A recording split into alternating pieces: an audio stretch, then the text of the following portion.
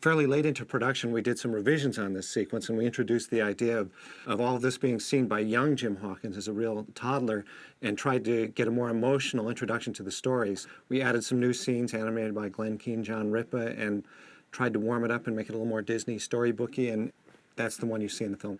What you're about to see now is the original prologue of the movie. In this version, we tell the story of Captain Flint and the Legend of Treasure Planet in a more straightforward way, narrated by the adult Jim Hawkins.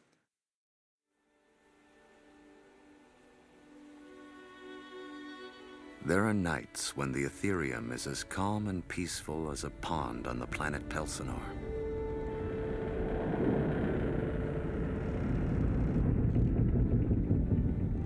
Nights when the big merchant ships with their cargoes of Arcturian solar crystals can expect a smooth ride. But there was a time when even the calmest night could give way to the unexpected. Pirates, the enemies of all honest spacers. And the most feared of all these pirates was the notorious Captain Nathaniel Flint. Fire!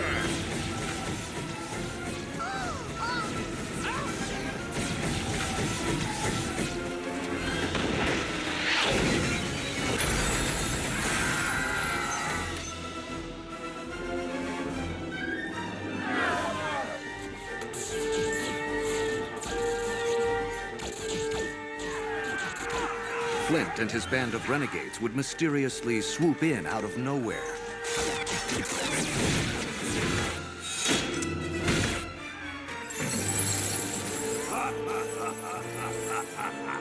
And then, gathering up their spoils,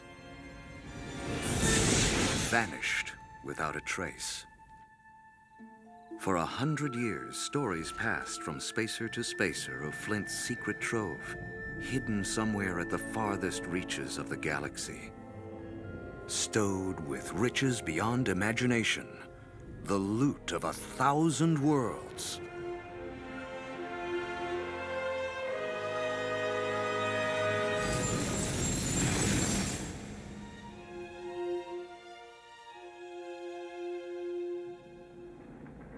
As a kid, growing up on the mining planet Montresor, I lived and breathed those legends. Many a night I drifted to sleep with images of galleons, faraway planets, and Flint's gleaming trove dancing through my head. And then I turned 15. Mrs. Hawkins. Yeah, I'll be right. Jim! We explored a few different ways of ending the movie. It went on for a while. In a very early version, we actually showed Jim Hawkins as an adult, as a captain of his own ship, sort of sailing the galaxy. And for various reasons, we kind of went away from that, particularly when we dropped the adult Jim narration. In this one, you're going to see the Benbow, the burned-out Benbow, actually being rebuilt by Jim. You'll see a little carpentry in here and some sawing and hammering that you don't get to see in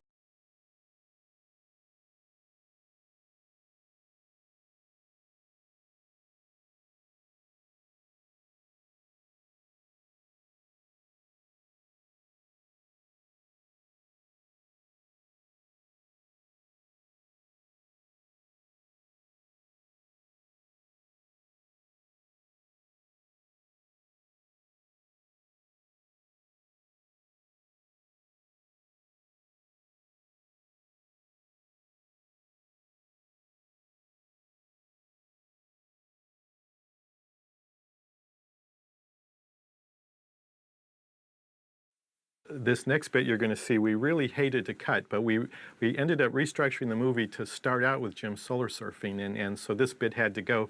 But this actually shows Jim working on his solar surfer before he rides it, and he interacts with a little alien kid, and it kind of demonstrates his longing for a father. Yeah, we were trying to sort of warm Jim up and show that he has his softer, more vulnerable side. And in a way, it was our little homage to Catcher in the Rye with Holden Caulfield, this kind of tough, brash teenager, but around little kids, he had this softer side that he wouldn't show to adults. Do you want to throw away your entire future? Whatever. Mrs. Hawkins, my juice! Yes, I'll be right there, Mrs. Dunwoody. Jim, you are not leaving this house.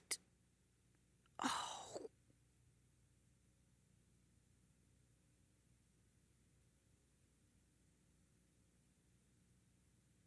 throw away my entire future. What future? Wow. Did you make that solar surfer? Mm-hmm.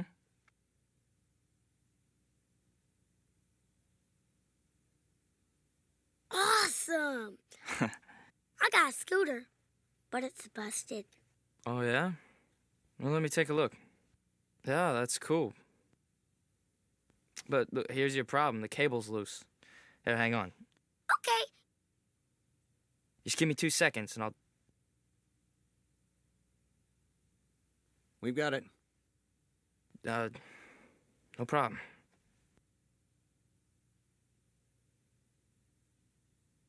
You did it. How come you're so smart, Dad? I guess I take after you, Ethan. You want to see how fast I can go?